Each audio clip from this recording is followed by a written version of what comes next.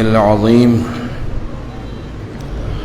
حسبنا الله ونعم الوكيل، نعم المولى ونعم النصير.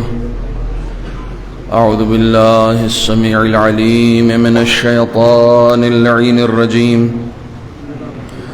بسم الله الرحمن الرحيم.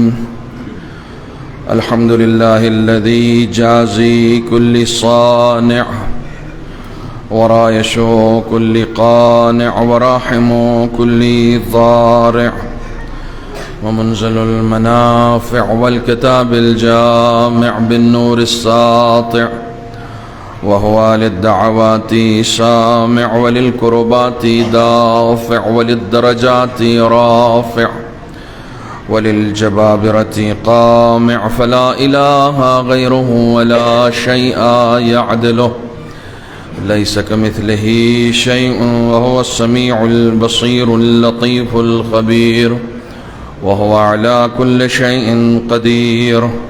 والصلاة والسلام والتحية والإكرام على السيد الأنام الذي سمي في السماء أحمد وفي الأرض أبي القاسم محمد.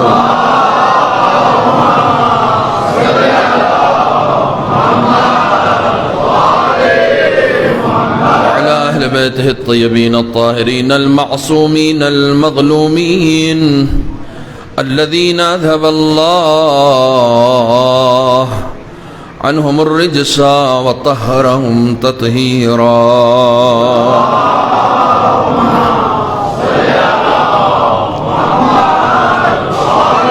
واللعنة الدائمة الباقية على أعدائهم وغاصبي حقوقهم ومنكري فضائلهم أجمعين. أما بعد، وقد قال علي بن الحسين زين العابدين عليهما الصلاة والسلام: علامات المؤمن 5: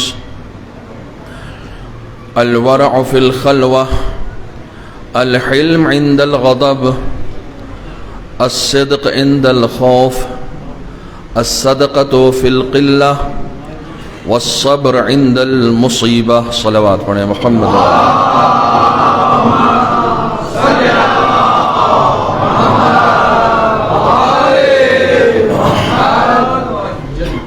برادران عزیز،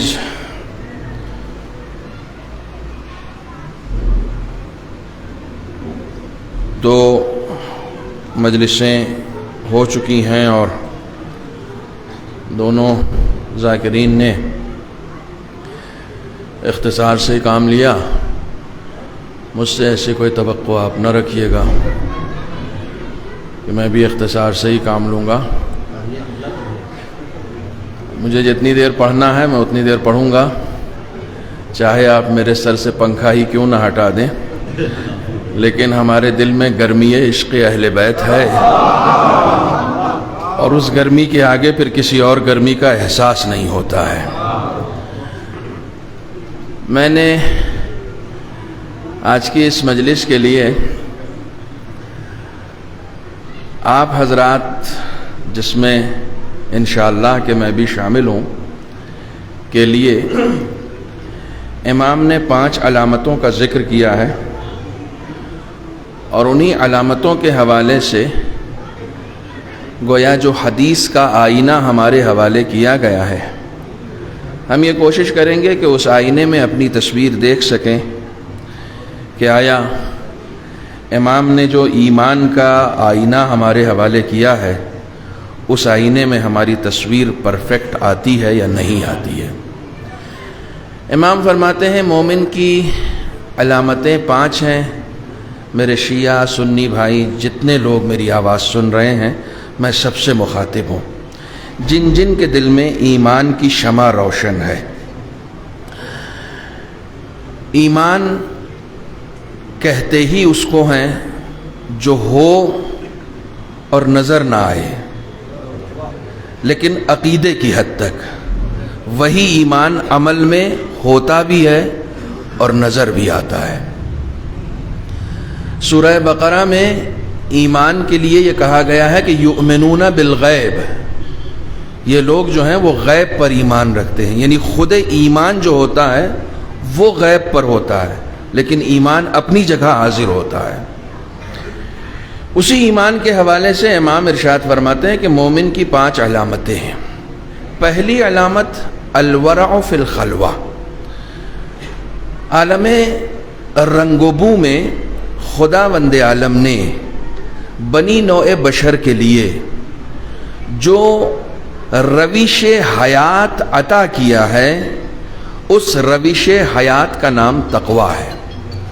تقویٰ ایک ایسا سلیبس ہے جو ہر انسان کو خداوند عالم نے ایک کامیاب زندگی کے لیے عطا فرمایا ہے۔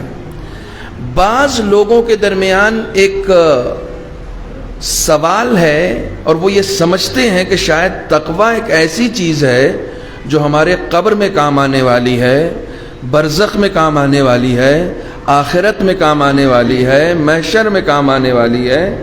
تو میں آپ کی خدمت میں بتا دوں، برزخ میں وہی تقویٰ کام آئے گا جو دنیا میں کام آتا ہو، قبر میں وہی تقویٰ کام آئے گا جو دنیا میں کام آتا ہو، محشر میں وہی تقویٰ کام آئے گا جو دنیا میں کام آتا ہو۔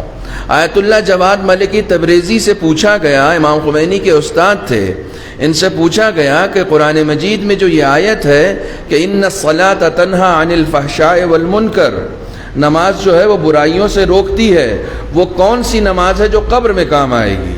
وہ کون سی نماز ہے جو برزخ میں کام آئے گی؟ وہ کون سی نماز ہے جو آخرت میں کام آئے گی؟ آپ نے برملا کہا وہی نماز جو دنیا میں کام آتی ہے۔ جو نماز دنیا میں کام نہیں آ سکے وہ قبر میں کیسے کام آئے گی؟ جو نماز دنیا میں کام نہیں آ سکے وہ برزخ میں کیسے کام آئے گی؟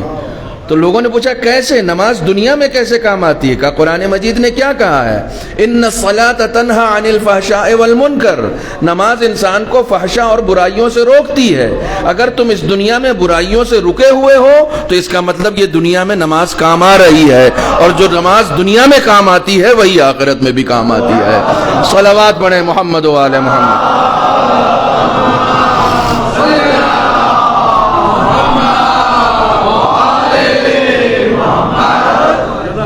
ظاہر ہے وہی روش حیات کا نام تقویٰ ہے جو دنیا کے لیے خداوند عالم نے تقویٰ کو آخرت کے لیے نہیں رکھا ہے، خداوند عالم نے تقویٰ کو دنیا کے لیے رکھا ہے۔ یہ جو بار بار قرآن مجید میں یا ایھا الذین آمنوا اتقوا اللہ کہہ کے خداوند عالم خطاب فرما رہا ہے، اے صاحبان ایمان تقویٰ اختیار کرو، تقویٰ اختیار کرو، تقویٰ اختیار کرو۔ یہ تقویٰ ہے کیا چیز؟ سب سے پہلی بات یہ ہے کہ یہ صاحبان ایمان سے کہا جا رہا ہے۔ جو صاحبان ایمان ہیں ان کی ایک دولت کا نام ہے تقویٰ۔ توجہ فرمائیے گا، تقویٰ اسی دنیا میں اختیار کرنا ہے اور اسی دنیا کی چیز ہے۔ آپ جس امام کا سب سے زیادہ نعرہ لگاتے ہیں، ابھی جن ذاکرین کی بات کر رہے تھے ہمارے قبلہ مختار صاحب، خدا انہیں طول عمر عطا کرے اور ہم سب کی توفیقات میں اضافہ کرے۔ اتنے دھیرے سے آمین آپ کہہ رہے ہیں، ان کی طول عمر آپ نہیں چاہتے ہیں؟ صلوات پڑھیں محمد و آل محمد۔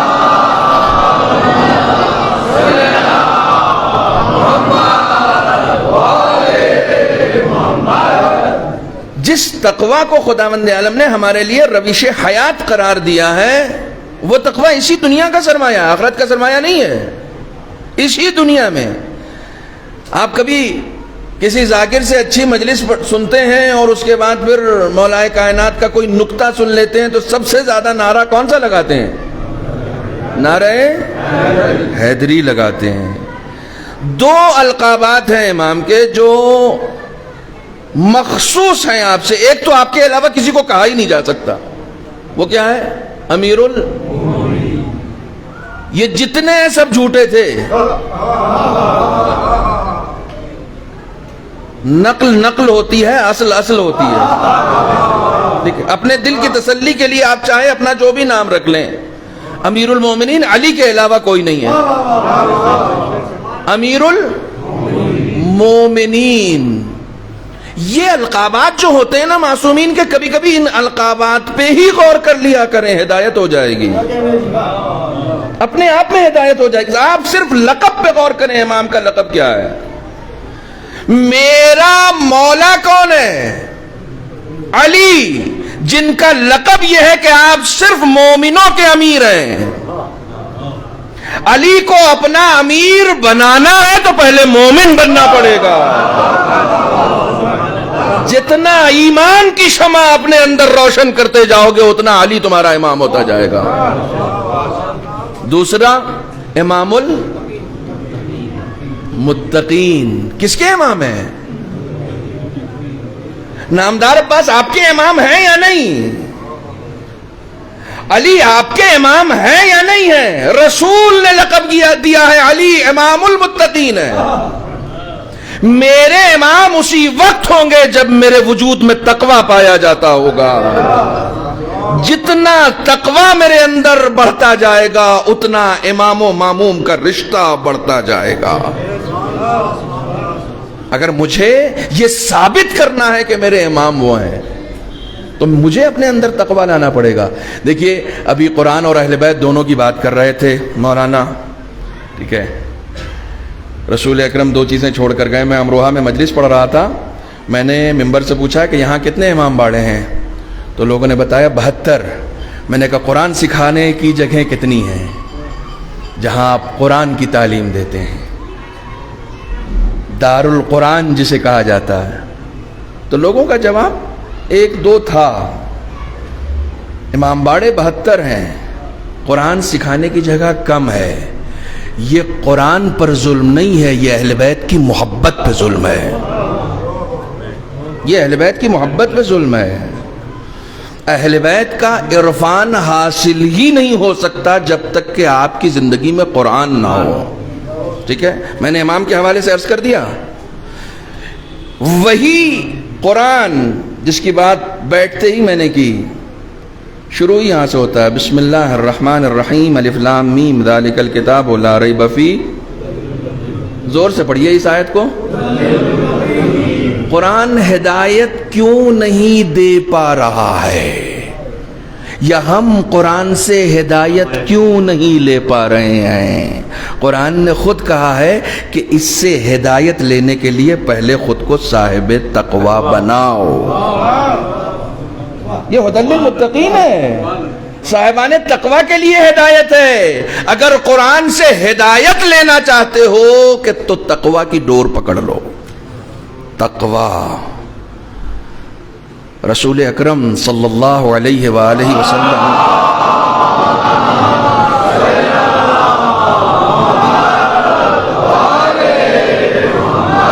ارشاد فرماتے ہیں انی لأعلم آیتا فی القرآن لو اخذ بها الناس لکفتهم. اللہ اکبر. میں قرآن مجید سے ایک ایسی آیت جانتا ہوں, رسول کا فرمان سنا رہا ہوں, کسی خطیب کا نکتہ نہیں سنا رہا ہوں. ہمیں خطیبوں کے نکتے بازیوں میں زیادہ مزہ آتا ہے. میں رسول کا فرمان سنا رہا ہوں. رسول فرماتے ہیں میں قرآن, رسول فرما رہے ہیں جس کے سینے پہ قرآن نازل ہوا ہے, وہ قرآن جس کے لیے خود قرآن نے کہا کہ اگر یہ پہاڑوں پہ نازل ہوتا تو وہ خوف و خشیت الہی سے ریزہ ریزہ ہو جاتے. وہ عظیم سینہ جس پہ قرآن نازل ہوا, وہ سینہ کہہ رہا ہے انی اعلم آیتا فی القرآن, میں قرآن مجید سے ایک ایسی آیت جانتا ہوں لو اخذ بها الناس, اگر اس آیت کو لوگ لے لیں اپنی زندگی میں مشعل راہ بنا دیں, لکفتہم, وہ آیت ان کی زندگی کے لیے کافی ہو جائے گی. تم قرآن کے کافی ہونے کی بات کر رہے ہو. ایک آیت بھی صحیح سے لے لو تو کافی ہوگی, مگر اپنے گھر سے قرآن لینا کافی نہیں ہوگا, قرآن بھی رسول سے لینا ہوگا. ارے غیر سے قرآن نہیں چاہیے ہمیں حافظوں والا قرآن نہیں چاہیے, محافظوں والا قرآن چاہیے.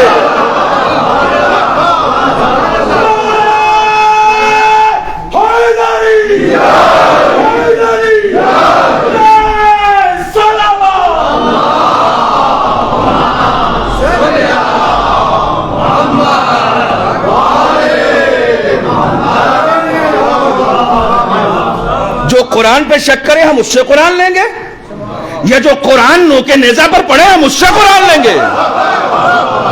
آپ قرآن لینا کس سے چاہ رہے ہیں؟ سب سے پہلے یہ طے کیجئے قرآن ٹھیک ہے لے لیں گے آپ. جو آپ کی کمپنی کا چھپا ہوا قرآن نہیں ہوتا آپ وہاں سے قرآن نہیں لینا چاہتے کہ بھئی جس نے شائع کیا ہے وہ بھی تو معتبر ہونا چاہیے. تو جس گھر میں نازل ہوا ہے کم سے کم اس گھر سے تو لیجئے نا.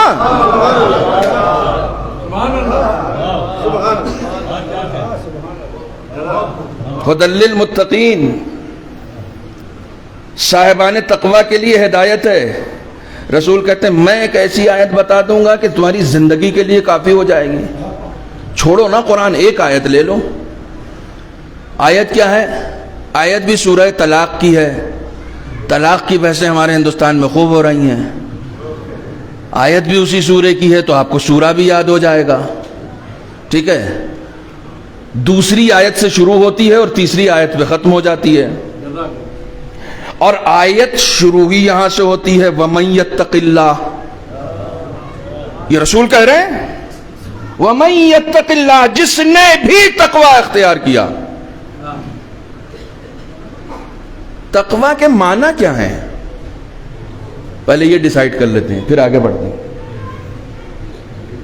دیر ہوگی تو ہوا کرے, ہاں میری طرف گھوریے نہیں. تقوی کے معنی کیا ہے مجھے کوئی بتائے خدا کے لیے. پرہیزگاری. اچھا وہ آپ نے ڈرنا نہیں بتایا.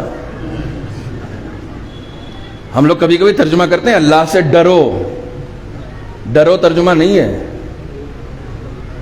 ڈرنے کا مطلب تو ہوتا ہے کہ انسان جس سے ڈرتا ہے اس سے بھاگتا ہے. ابھی یہاں سانپ نکل آئے سب بھاگ جائیں گے, بچھو نکل آئے سب بھاگ جائیں گے. کیوں؟ کیونکہ ہم اس سے ڈرتے ہیں. انسان جس سے ڈرتا ہے اس سے بھاگتا ہے. اور تقوی کا مطلب یہ ہوتا ہے کہ جتنا اپنے اندر اختیار کرو گے, خدا کا تقوی جتنا اختیار کرو گے اتنا اس سے قریب ہوگے, بھاگو گے نہیں. تقوی قریب ہونے کا نام ہے, بھاگنے کا نام نہیں ہے. شاید ہم مولویوں نے تقوی کو بتایا ہی ایسا ہے کہ لوگ بھاگ جاتے ہیں. ویسا بتایا ہوتا تو لوگ قریب ہوتے. تقوی روش حیات کا نام ہے. تقوی روش حیات کا نام ہے. قرآن کی آیت ہے وَمَن يَتَّقِ اللَّهِ. میں نے آپ سے کہا نا تقوی زاد آخرت تو ہو سکتا ہے مگر مال دنیا کا ہے. اسی دنیا میں کام آتا ہے, اسی دنیا میں. وہ تقوی آخرت میں کام نہیں آتا سوکھا والا جو دنیا میں بھی کام نہ آ سکے. وہ والا آخرت میں کام نہیں آتا. وہی آخرت میں کام آئے گا جو دنیا میں کام آتا. قرآن مجید کی آیت ثبوت. قرآن مجید کی آیت وَمَن يَتَّقِ اللَّهَ يَجْعَل لَّهُ مَخْرَجًا. نوجوانوں یہ میسج آج کا تمہارے لیے. قرآن کہتا ہے جس نے بھی تقوی اختیار کیا خدا اس شخص کی زندگی میں ایک ایگزٹ ڈور بنا دیتا ہے. تھوڑا سا اصطلاحی ترجمہ کیا ہے میں نے. خدا اس کی زندگی میں ایک ایگزٹ ڈور بنا دیتا ہے. یجعل لہ مخرجا. آپ جو لوگ عرب گئے ہیں, عرب کنٹریز میں, وہاں ہمارے ہاں گیٹ پر ایگزٹ لکھا ہوتا ہے. وہاں کیا لکھا ہوتا ہے؟ مخرج, نکلنے کی جگہ. نکلنے کی, سنتے رہیے, نکلنے کی جگہ. ٹھیک ہے نا, نکلنے کی جگہ. خدا کہہ رہا اگر تمہاری زندگی میں تقوی ہوگا تو ہم تمہیں کہیں پھنسنے نہیں دیں گے. قرآن اسی دنیا کے لیے, بات میری نہیں پہنچی. اگر تمہارے پاس تقوی ہوگا تو یجعل لہ مخرجا, خدا تمہیں کہیں پھنسنے نہیں دے گا. نہ دنیا میں پھنسنے دے گا, نہ قبر میں پھنسنے دے گا, نہ آخرت میں پھنسنے دے گا, نہ محشر میں پھنسنے دے گا. یہ صاف صاف ہے قرآن کا بیان. آپ لگتا ہے کہیں اور سننے لگے. اب صلوات پڑھے محمد وعلی محمد.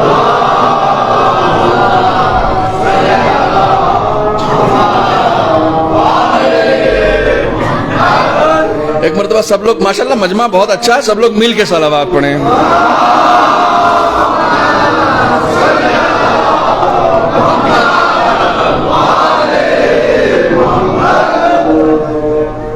خداوند عالم کہہ رہا ہے یجعل لہ مخرجا، جس نے بھی تقوی اختیار کیا ہم اسے کہیں پھنسنے نہیں دیں گے. وَيَرْزُقْهُ مِنْ حَيْثُ،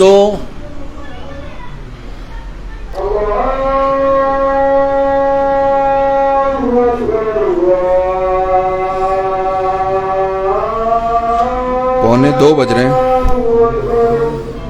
جل جلالہ.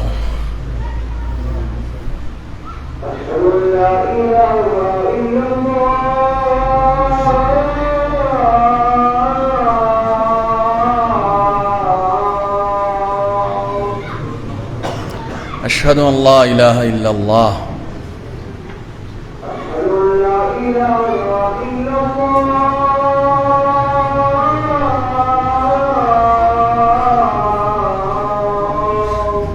اشہد ان لا الہ الا اللہ.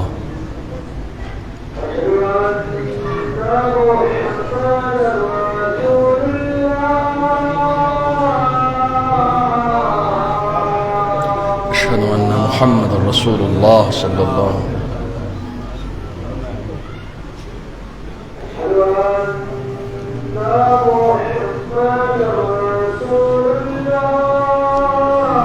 صلی اللہ علیہ وآلہ وسلم. محمد رسول اللہ.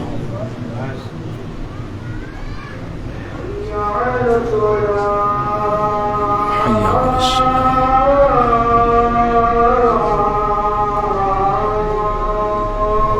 حی علی الصلاۃ.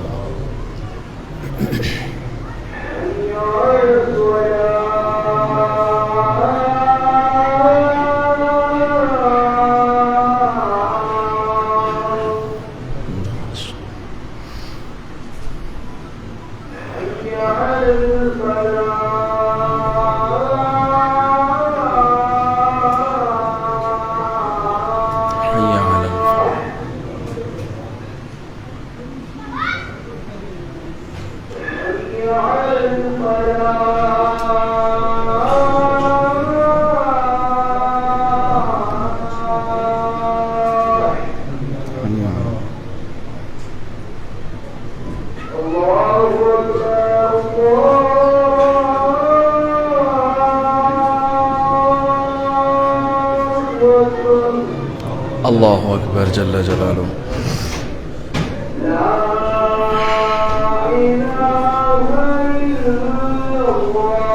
لا الہ الا اللہ. اللہم صل.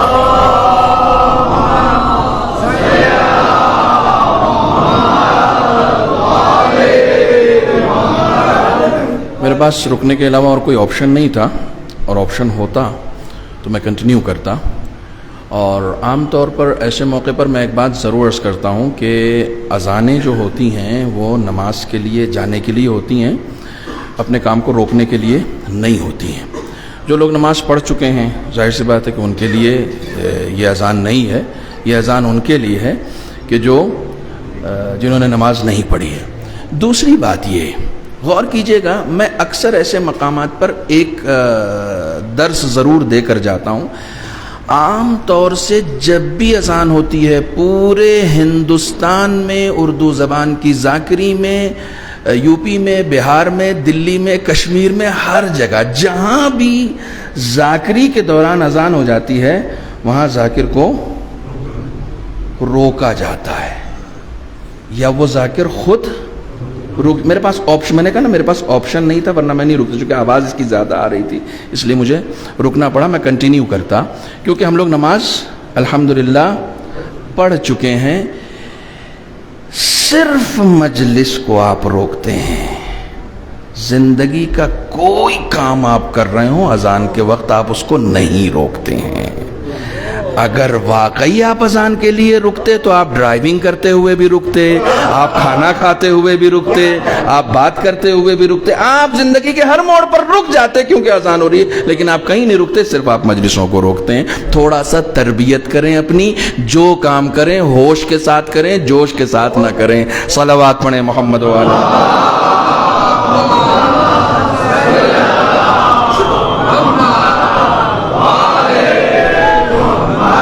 وہ سارا فلسفہ پھر یہی یاد آتا، نہیں امام بھی رکے تھے۔ ارے امام رکے تھوڑی تھے، امام نے روکا بھی تو تھا، امام نے روک بھی دیا تھا، مؤذن کو بھی روک دیا تھا، رک جا رک جا۔ یہ اور بات ہے کہ جب بھی اس طرح کے اذکار ہوئے ہیں اذانوں ہی کے ذریعے روکا گیا، اور کوئی حربہ بھی نہیں ہوتا۔ صلوات پڑھیں محمد و آل محمد۔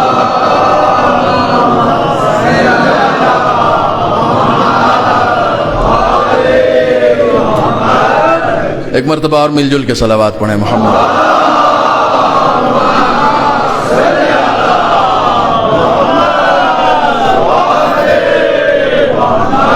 میں ڈرا زیادہ رہا ہوں، میں اپنے وقت پہ ختم کر دوں گا، آپ مطمئن رہیں، چونکہ اور بھی ذاکرین ہیں، آپ کو سب کو سننا ہے۔ یہ ظاہر سی بات ہے کہ آپ سب لوگوں کو اپنے اپنے جگہ پر واپس بھی جانا ہے۔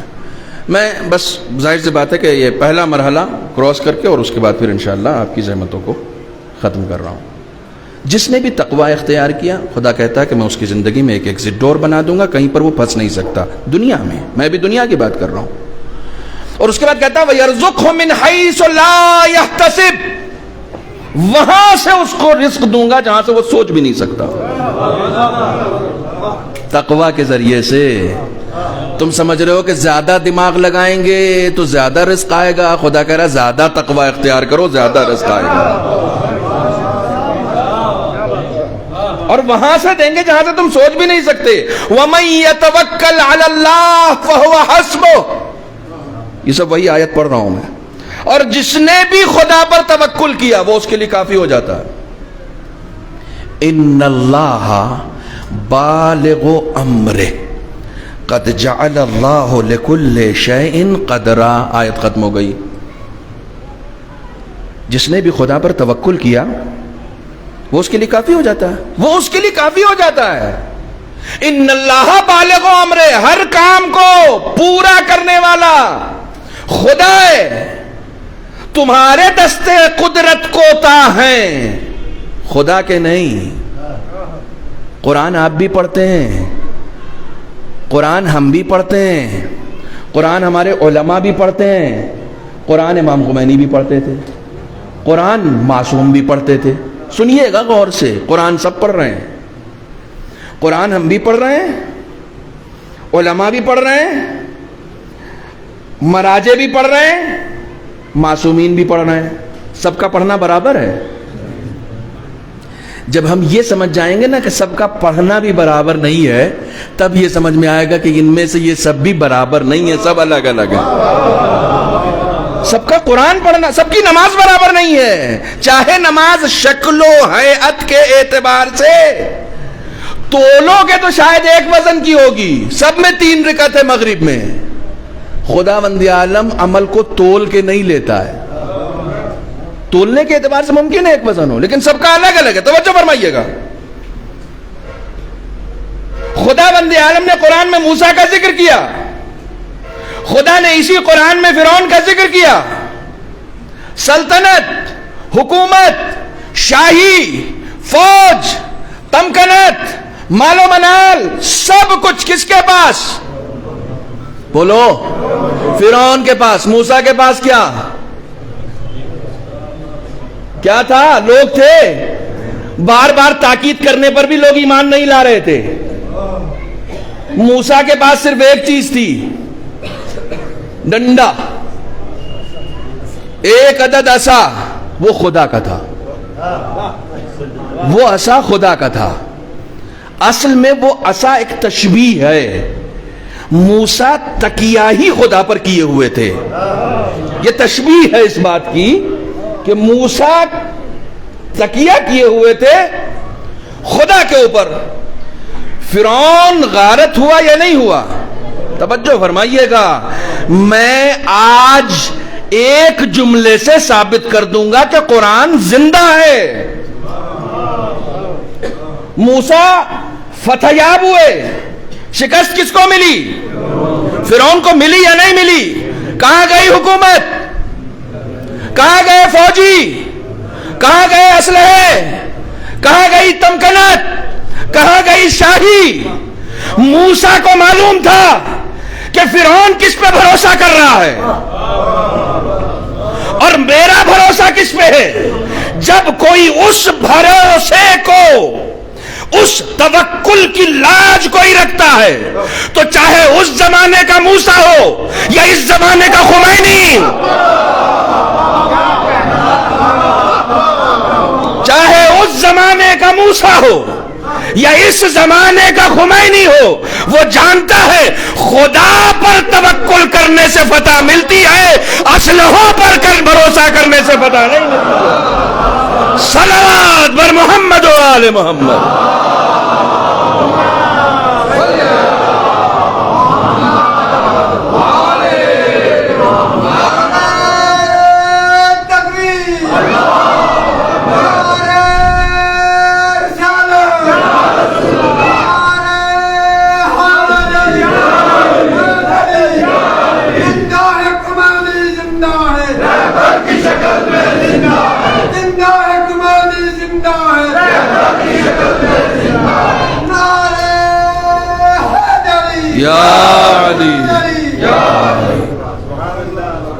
وہی خمینی آج وہی ہے۔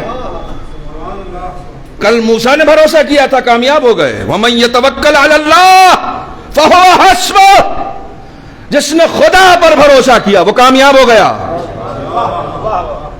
ہم نے کیا وہ توکل، وہ یقین، وہ تقوی چاہیے۔ میں ہمیشہ نوجوانوں سے کہتا ہوں، ہر زمانے میں حق و باطل کا معرکہ ہے۔ ہر زمانے میں ممکن ہے وہ حق و باطل کا معرکہ تمہارے گھر میں ہو، ممکن ہے وہ حق و باطل کا معرکہ تمہاری انجمنوں میں ہو، ممکن ہے وہ حق و باطل کا معرکہ تمہارے امام باڑوں میں ہو۔ تم ہمیشہ حق کے ساتھ کھڑے ہو جانا۔ کیوں؟ جب تم حق کے ساتھ کھڑے ہوگے تو اس یقین کے ساتھ کھڑے ہونا میرے پیچھے خدا پشت پناہ ہے، اور خدا جس کی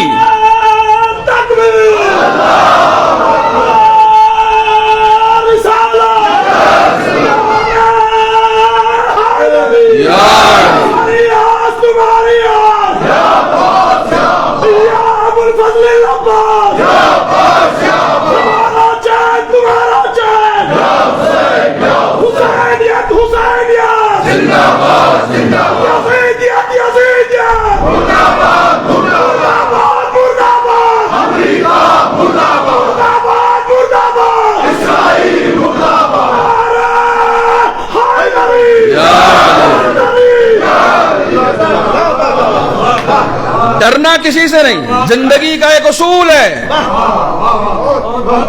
جب کسی کے پاس تقوی آتا ہے تو وہ کسی کے باپ سے نہیں ڈرتا، کیونکہ وہ خدا سے ڈرتا ہے، اور جب کوئی خدا سے ڈرتا ہے تو پھر اسے کوئی ڈرا نہیں سکتا۔ ساری دنیا مل کے ڈرانا چاہ رہی ہے، تم خمینی کے جانشین کو نہیں ڈرا سکے، رسول کے جانشین کو کہاں سے ڈراؤ گے؟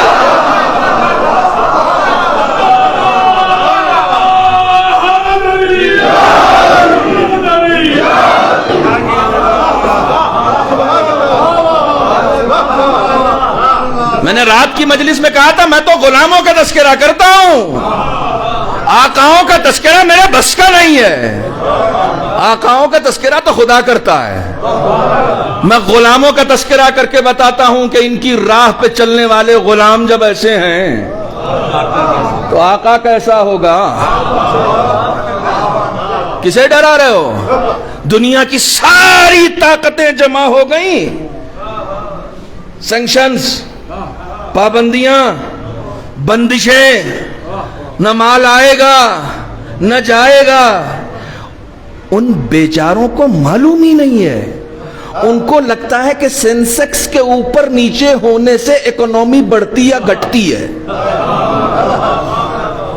ان کو یہ لگتا ہے کہ سینسیکس اوپر جائے گا تو اکنومی اچھی ہوگی، نیچے آئے گا تو بری ہوگی. انہیں یہ معلوم ہی نہیں ہے کہ جو خدا کو رازق مانتے ہیں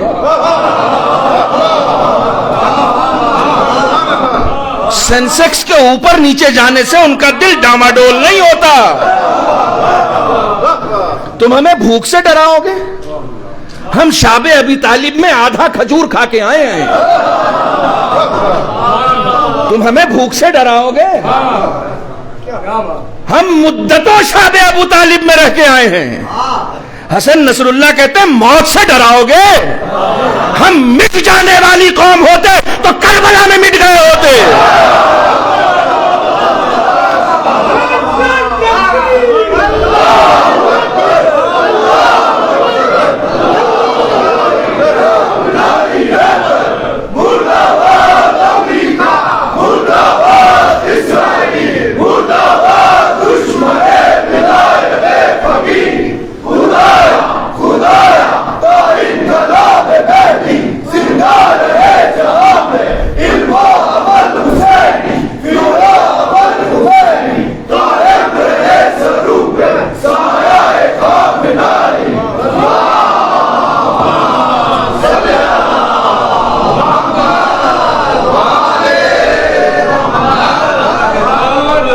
کسی پہ کوئی بھروسہ نہیں ہے کہ تم سے کوئی توقع ہو کہ تم احسان کرو گے تو ہماری زندگی چلے گی.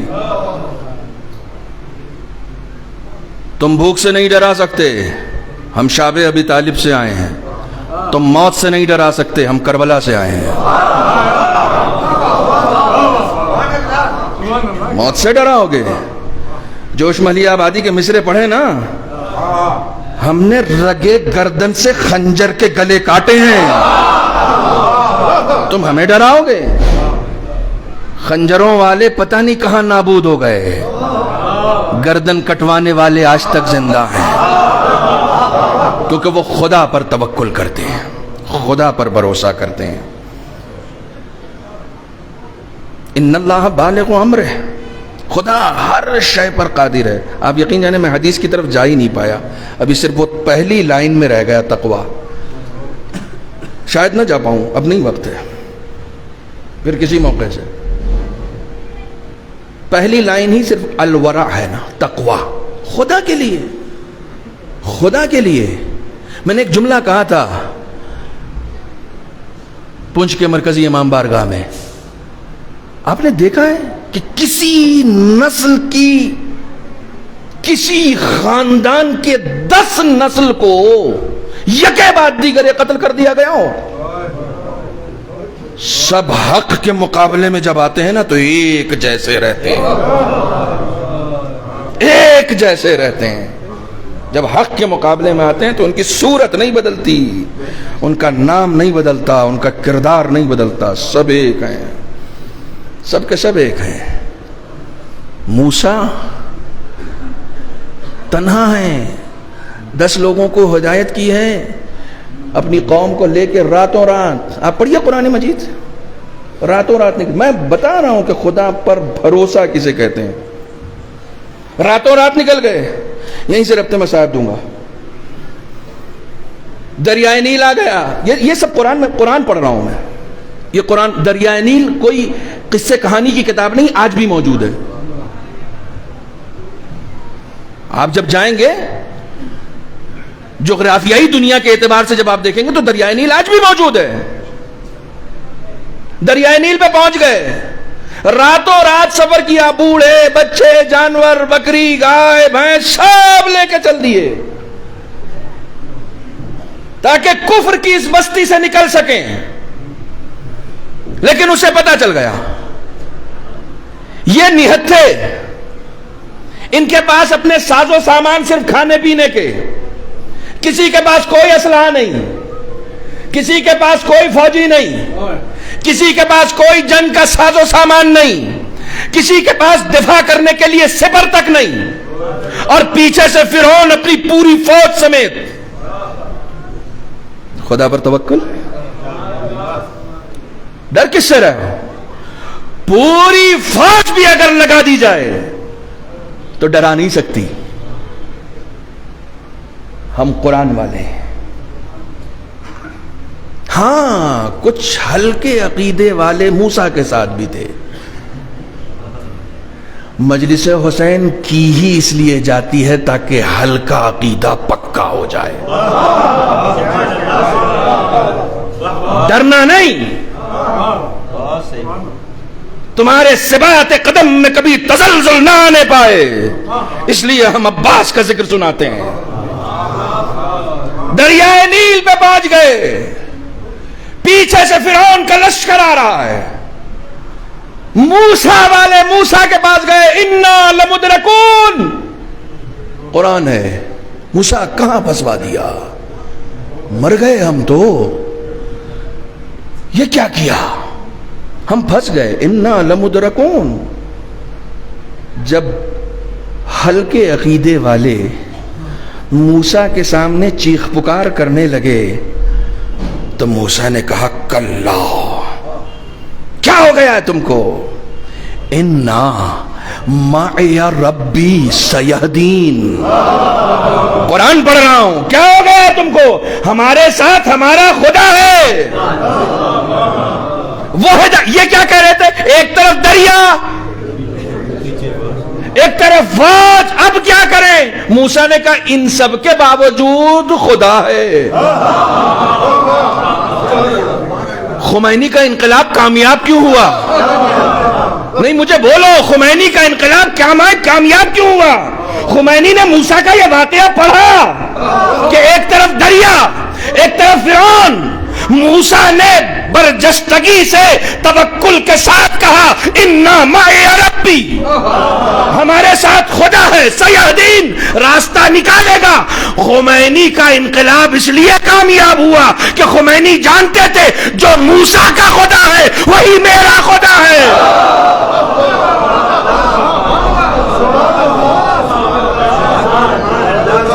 ہم نے خدا تھوڑی بدل لیا.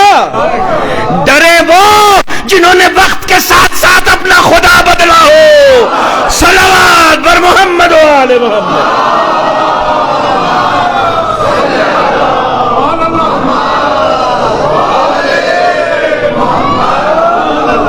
ہم نے کبھی خدا نہیں بدلا, ہمارا خدا وہی ہے.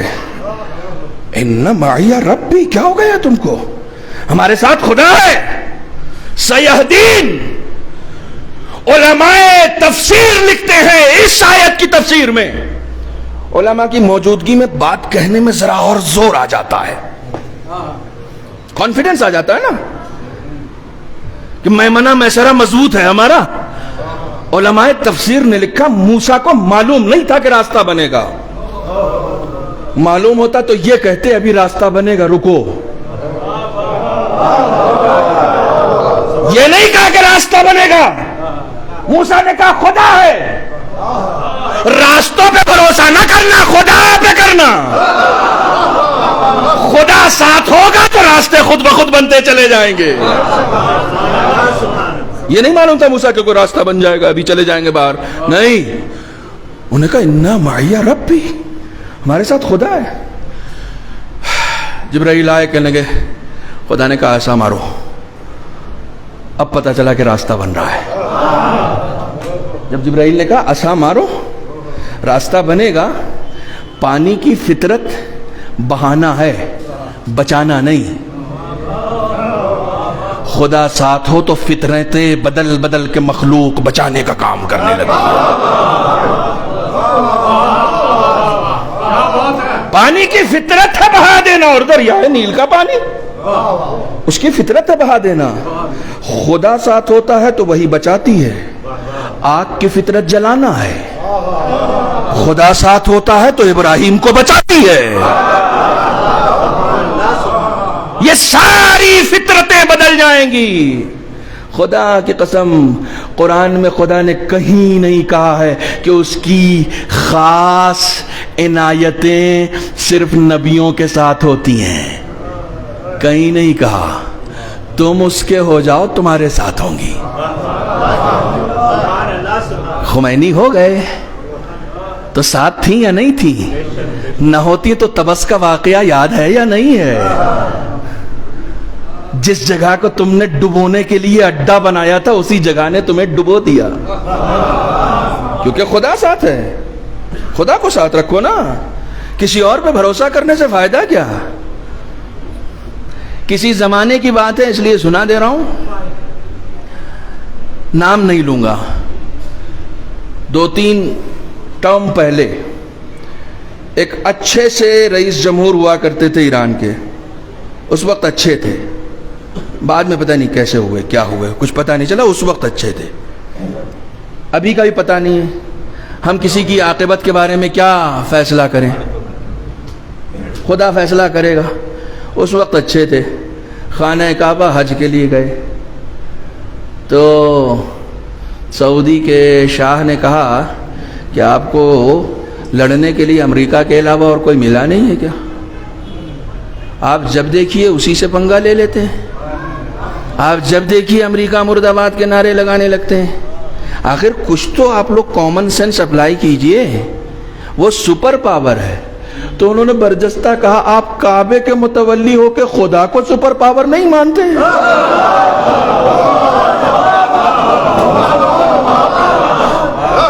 ہم لوگ ابھی بھی خدا کو سپر پاور مانتے ہیں، امریکہ کو سپر پاور نہیں مانتے ہیں۔ صلوات پڑھیں محمد و آل محمد۔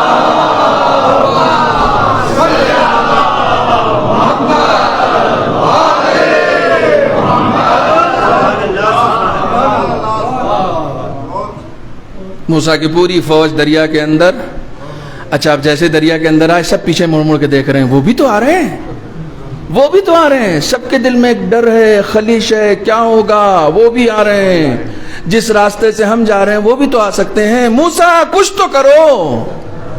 اور موسیٰ کچھ کر نہیں رہے ہیں، کیونکہ موسیٰ نے پہلے کہہ دیا جو کرنا ہو وہ خدا کرے گا، راستہ کون سا میں نے اپنے خود سے بنایا ہے؟ نہیں، قرآن ہے، میں قرآن پڑھتا ہوں۔ جب یہ لوگ آ رہے تھے کہ موسیٰ کچھ کرو، جیسے عصا مار کے راستہ بنایا ہے ویسے ہی مار کے بگاڑو، تو قرآن کی آیت ہے وَاتْرُكِ الْبَحْرَ رَهْوًا، موسیٰ چھوڑ دو، کچھ نہیں کرنا ہے، کچھ نہیں کرنا ہے، یہ راستہ بنا رہنے دو، ہم جانتے ہیں کسے نجات دینی ہے، کسے غرق کرنا ہے۔ راستے نجات نہیں دیتے، ورنہ جس راستے سے موسیٰ والوں نے نجات پائی تھی فرعون والے بھی پا لیتے۔ راستے نجات نہیں دیتے، رہبر کے پیچھے چلنا نجات دیتا۔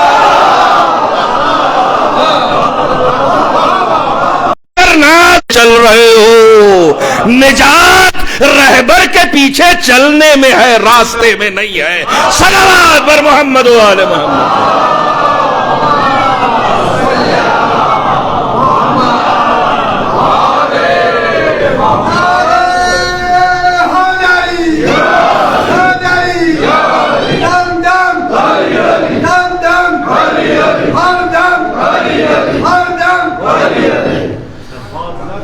بس میں معذرت خواہ ہوں، میں پورا ایک سلیبس لے کر آیا تھا مومن کی علامتوں کا، پھر کسی اور موقع سے، وقت میں گنجائش نہیں ہے۔ یہ تقویٰ کا باب تھا اور اسی باب میں ہم رک گئے، توکل کا باب تھا، اسی باب میں ہم رک گئے۔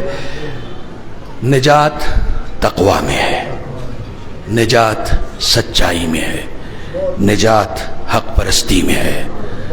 تم کون ہو یہ کبھی مت دیکھنا، کس کے اطاعت گزار ہو یہ کبھی مت بھولنا۔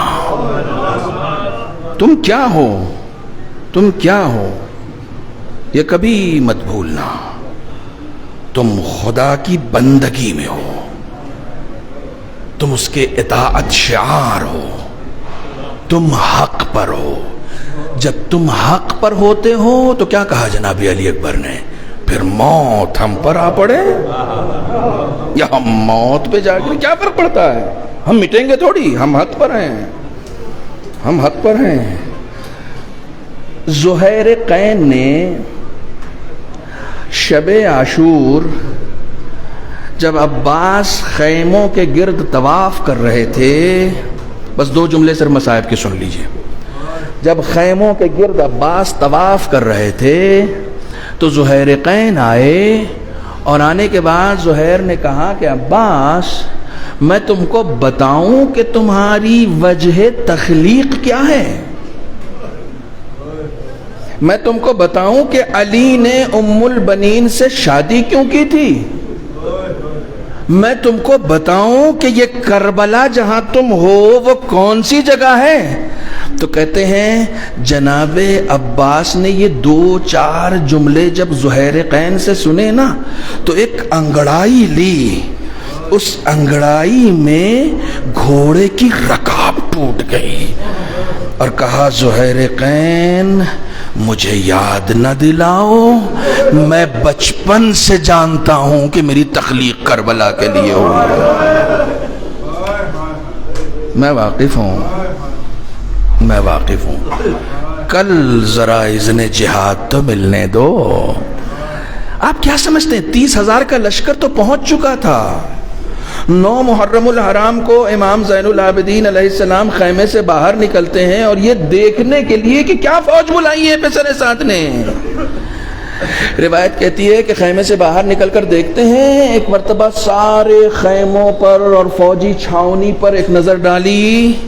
جو 10 محرم کو شب عاشور جو بیمار پڑ گیا تھا وہ امام جس کے کلام سے میں نے مجلس کا آغاز کیا، کہتے ہیں 9 محرم کو نکل کر ایک نظر ڈالی ہے پوری یزید کی فوجی چھاونی پر، اور کہنے لگے یہ فوج بلائی ہے پسر سعد نے. امام سید سجاد کہنے لگے یہ فوج بلائی ہے پسر سعد کے بچے نے، یہ فوج بلائی ہے. ایک طرف سے میں حملہ کروں گا، ایک طرف سے بھیا علی اکبر حملہ کریں گے، ایک طرف سے میرا چچا عباس حملہ کرے گا، کام تمام ہو جائے گا. 3 لوگوں کا کام ہے یہ، تو 3 لوگوں کا کام ہے.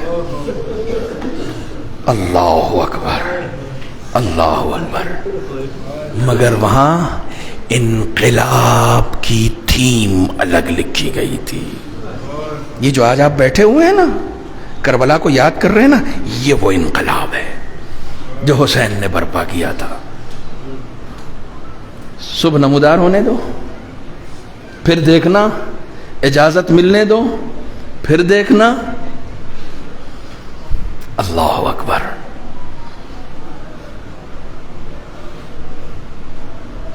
شب عاشور مجھے نہیں معلوم کون کون سویا اور کون کون جاگا، لیکن یہ لکھا ہے کہ عباس رات بھر سوئے نہیں تھے.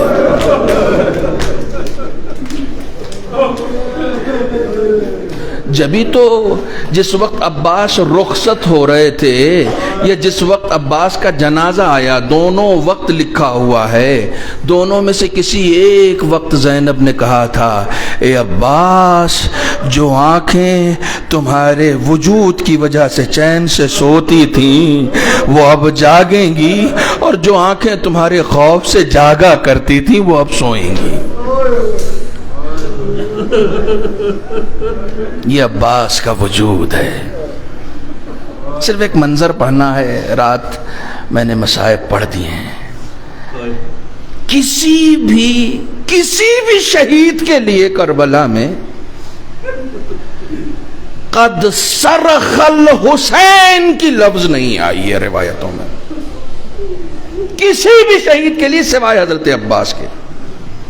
جس وقت جناب عباس کے سرہانے پہنچے ہیں نا، آپ نے جن لوگوں نے رات کی مجلس سنی ان کے ذہن میں ہے کہ کس طریقے سے جب جناب عباس مشکیزہ لے کے نکلے ہیں تو بچی نے کوزے تقسیم کیے ہیں.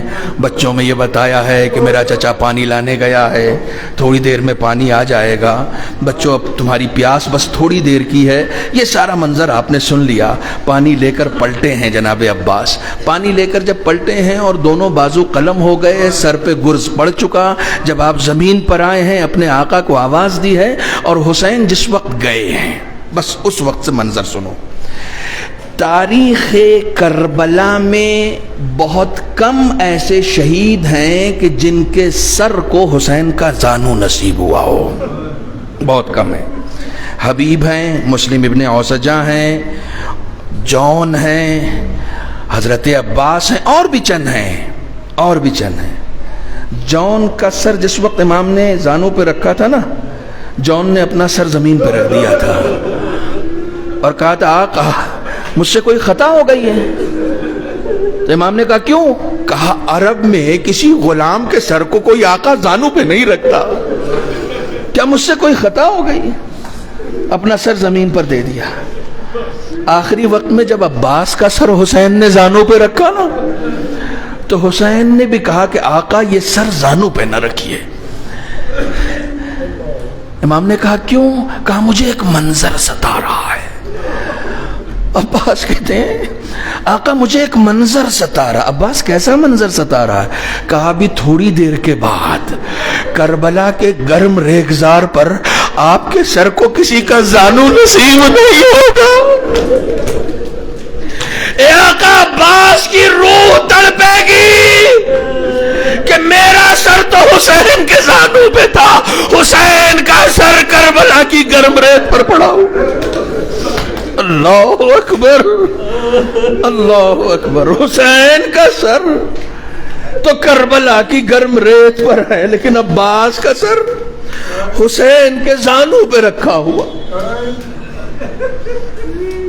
آقا آنکھوں سے خون صاف کرنے، آپ کے چہرے کی زیارت کرنی ہے، اور ایک وصیت ہے میری لاش کو خیمے میں نہ لے جائیے گا. شرمندہ ہے نا، پتہ نہیں جناب زینب عباس کے لاش کو دیکھ کر برداشت کر پائیں نہ کر پائیں، صبر کر پائیں نہ کر پائیں. خیمے میں نہ لے جائیے گا. صرف ایک منظر سن لیجئے. جس وقت عباس کی روح نکلی ہے نا، روایت کہتی ہے قد صرخ الحسین. آپ کو معلوم ہے سین صاد رے خے اس کا مطلب کیا ہوتا ہے؟ اس کا مطلب ہوتا ہے چیخ مار کے رونا.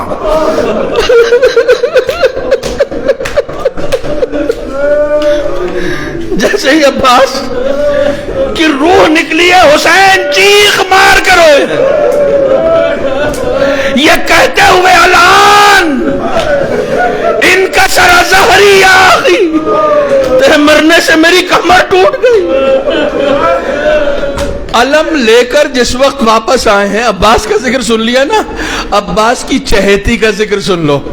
علم لے کر جس وقت واپس آئے ہیں نا، تو وہ چھوٹی بچی جس نے کوزے تقسیم کیے تھے اس کی نگاہ بھی علم پہ تھی. جیسے جیسے علم قریب آ رہا تھا نا، بچوں سے کہہ رہی تھی گھبراؤ نہیں، پانی آ رہا ہے، میرا چچا پانی لے کر آ رہا ہے، کیونکہ علم آ رہا ہے. اب جب علم ہاتھوں میں بابا کے دیکھا تو اس بچی نے جو کوزہ اپنے ہاتھوں میں پکڑا ہوا تھا، تاریخ کہتی ہے اسے پھینکا، اپنے بابا کے قدموں میں جا کے لپٹ گئی. کہتی ہے بابا وعدہ کرتی ہوں کبھی پانی نہ طلب کروں گی، میرا چچا مجھے واپس لا دو. اے بابا میرا چچا واپس لا دو، کبھی پانی کا شکوہ نہ. الا لعنت اللہ علی القوم.